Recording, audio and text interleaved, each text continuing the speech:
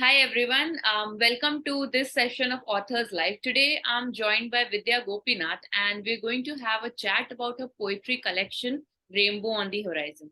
So first of all, welcome Vidya. It's so nice that I get to chat with you today about your book. Very excited, of course. Can you start by introducing yourself and your book to the audience, please? Yeah, sure, Sri. Thanks a lot. I'm happy to be here too. So I'm Vidya Gopinath. I work as a content manager in Bangalore for a startup, Mm-hmm. and I started writing. I'm more of a been a writer since childhood, you could say, but I've never really published anything publicly, or I never really put it out there. Right. But during the pandemic, I realized that I do have a flair for poetry. I've been kind of writing for Instagram, Mm-hmm. and most of my friends, family said you should probably publish a book.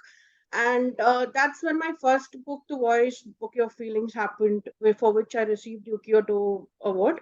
Right. And second book is my book. This is Rainbow on the Horizon, which is a collection of about I think 45 plus poems, which again was published by Ukiyoto Publishing. And it's been a seamless process, I would say. I'm happy with, it was very easy to get it done with them. And this is basically just underlying theme for most of my poetry remains the same. That is pathos, which is more. I realize that I probably excel in writing more of pathos, you would say.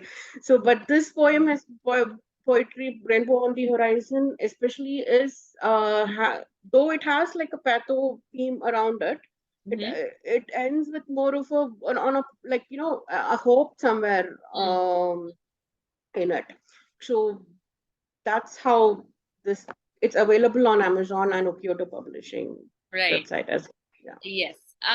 So Vidya, I think I find it really interesting how you and numerous other authors who have talked to have mentioned how writing was definitely something they were attracted to as a passion, but they never really pursued it, or at least they never really pursued publishing until the pandemic came around. And like the pandemic has definitely been tragic for the entire world, but in many ways, writers have been able to kind of build themselves up during the pandemic. The So pandemic.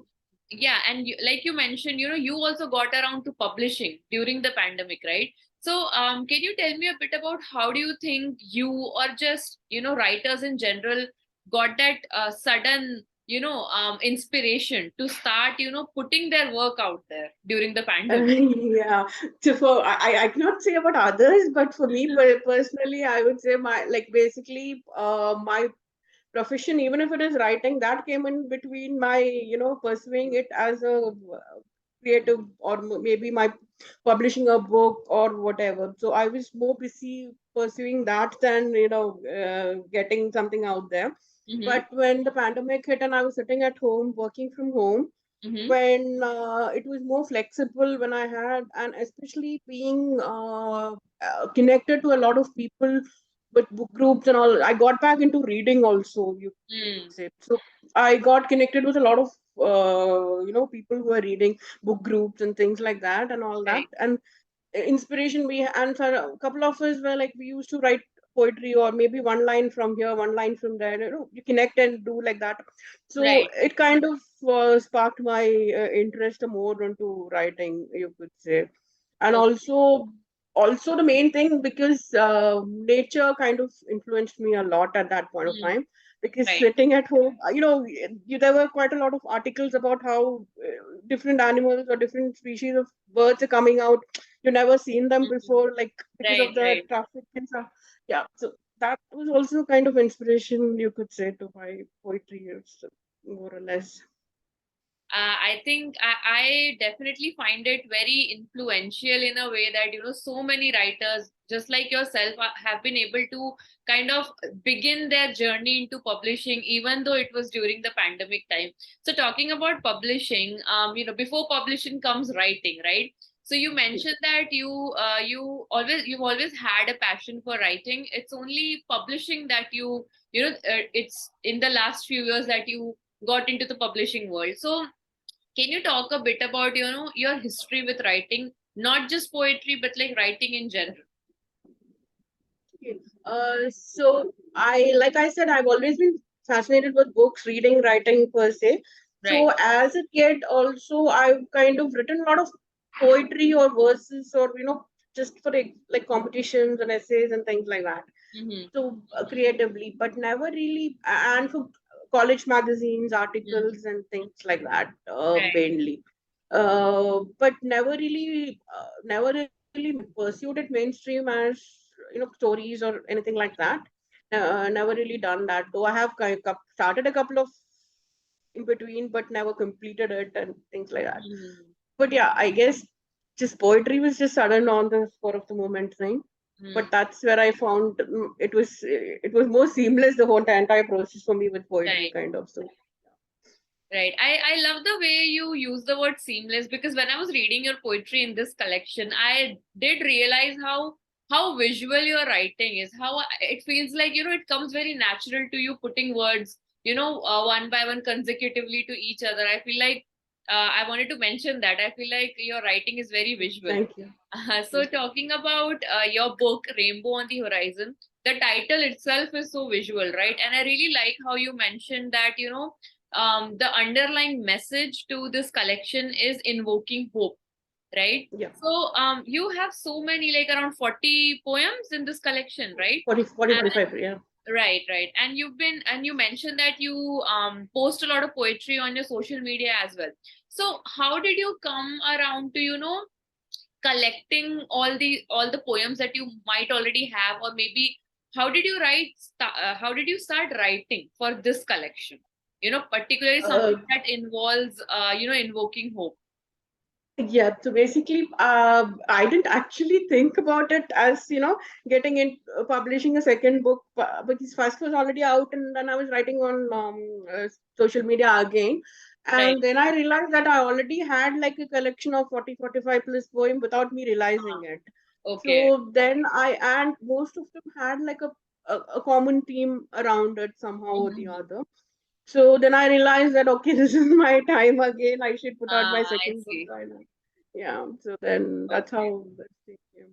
Wonderful. So do you just write poetry, or like are you planning to venture into other genres as well? Yeah, so basically, I have started a thriller novella. Actually, Okay. I had started it long back, but Mhm. I am kind of at a what do you call that, at a Like passe or writer's block. yeah, doctor's block kind of. So Right. I'm hoping that I would be able to kind of get it to a conclusion. So it's more of a novella rather than a novel, because the Mhm. length probably is not as big, but Mhm. that since it's only the first draft, I cannot really say how it'll shape Right, out. right. Right. So I think it's amazing that you go from poetry to not just writing fiction but writing thriller. Thriller is definitely one of those genres people really are intimidated, to get into or to experiment with. So that's really wonderful of you, Vidya. How, like, do you find writing poetry easier, or writing fiction much easier? So actually, when I started out fiction, I would have said fiction, Okay. but after the point that I realized that my second or third, especially anthologies, are also out, and it's Right. like my poetry books are coming out faster than my fiction one actually. So then I realized probably poetry is easier for me, I guess. Right. I ask this because usually a lot of people who write, they tell me that it's easier for them to write a story, because when they're writing a story, they can just put out a draft. They don't really have to adhere to any rules. But when it comes to poetry, there are certain rules that people adhere to. Obviously, there are, like, people don't like, there's no need to adhere to rules of poetry, but usually poetry is put at that standard, right, where people kind of think about things like rhyming, or the number of syllables that a line has. So, like, have these things ever intimidated you about approaching poetry? No, not really, because when I started before I started writing, actually, I've read quite a lot of poems which are more like free verses or which Okay. actually didn't have any kind of what do you call that, any rule or any Any rhyme syllable sequence or anything? rhyme or Mm, nothing. So mm. basically it was more like a freelance, more like a prose but a Right, lyrical prose kind of thing. right. So that then I realized, okay, I'll just put it out there, and if it's a poetry, it's a poetry. If it's a verse, it's a verse. I mean, just True. a kind of, so I was never really thinking about how to rhyme it or it. And actually, most of mine, I think some do rhyme somewhere, but most of Mm. them don't actually. Mm. Right. And do you think that, it's essential for people to, kind of really look up the rules and, stick to them while writing poetry? Because I feel like this really intimidates authors, to Yeah, try out actually, no, poetry. because from what I've seen a lot of writers come up with quite excellent poems, you Mm, could say, just which are not actually not even rhyme, no, not even mm. like it's mostly famous, and especially they're known as Instagram poets, I guess, but Right, most of right, the Instagram poets have been like that. So right. there is no like really a lyrics or lyrical thing to follow, or Mhm. but actually it helps people also to probably express more when you're Yeah. not inhibited by all the rules and grammar and That's stuff. true. That's Yeah. true.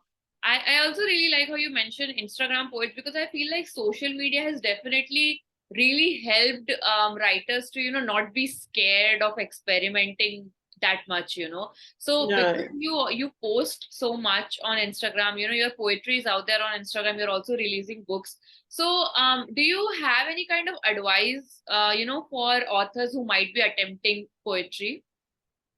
Well, not really, because I'm actually a newbie myself, but I would But just say, just from your experience, I things you've yeah, learned. I would just say read more, right? Read a lot of poetry, whatever is around, Right, and just not just what you expect poetry to be, but what people are experimenting with. That will help right. you kind of build your own style, or you get it out there more That's easier. true.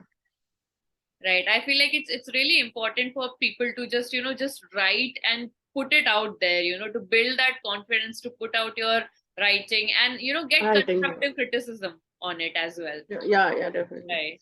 So, Vidya, what does a typical writing day looks like for you? Because you mentioned before that you're going through a writer's block for your novella that you're writing, right? Yeah. So, how do you tackle writer's block, or like just in general, what does a writing day look like for you?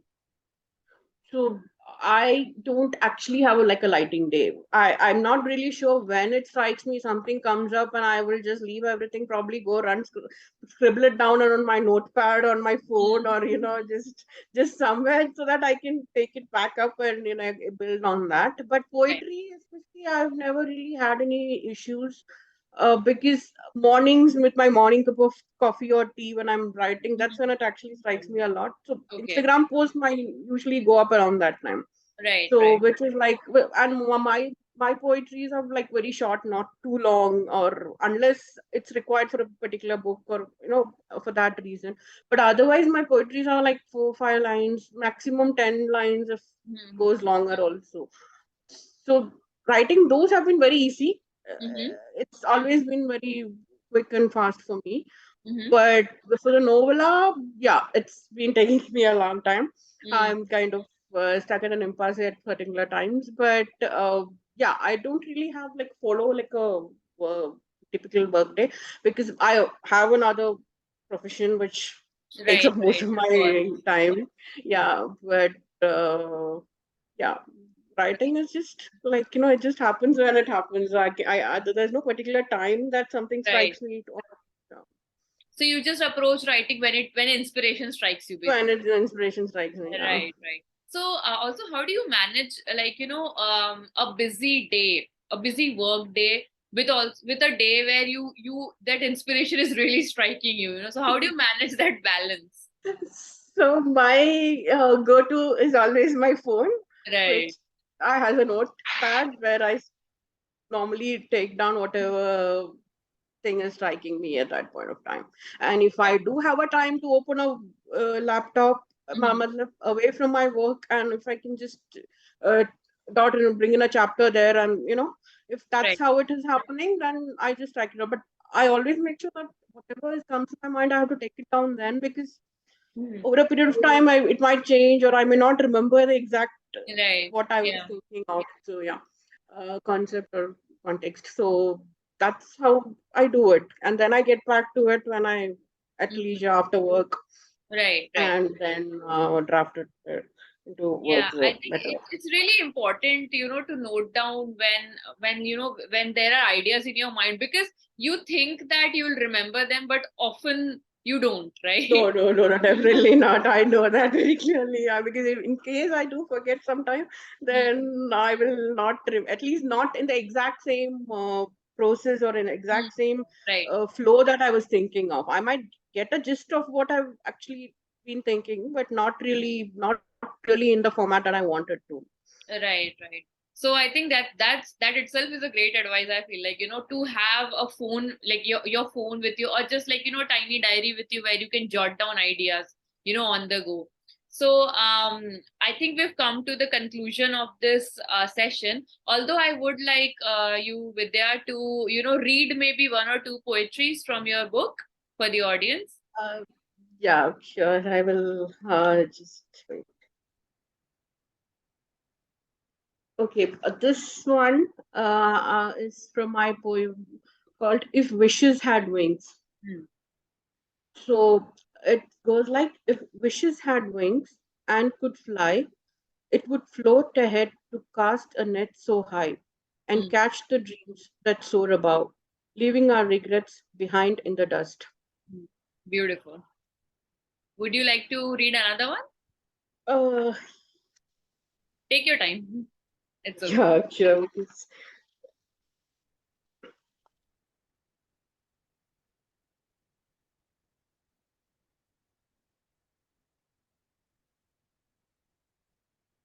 Yeah, this one is again a small one. It's called Eyes Stare Back. Mhm. Eyes that gaze back at me, bare and soulless, staring dull and lifeless.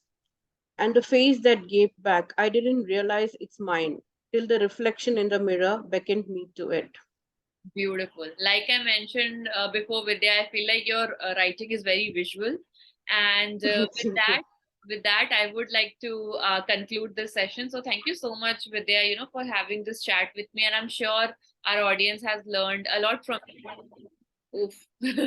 Anyway, so I will be, tagging you on the interview so our audience can find you on Instagram. Sure. And yeah, that's it. Thank you so much, Sure. Vidya. Thank And you so much. And thank you. We had a nice conversation. Yeah. thank Thanks. you.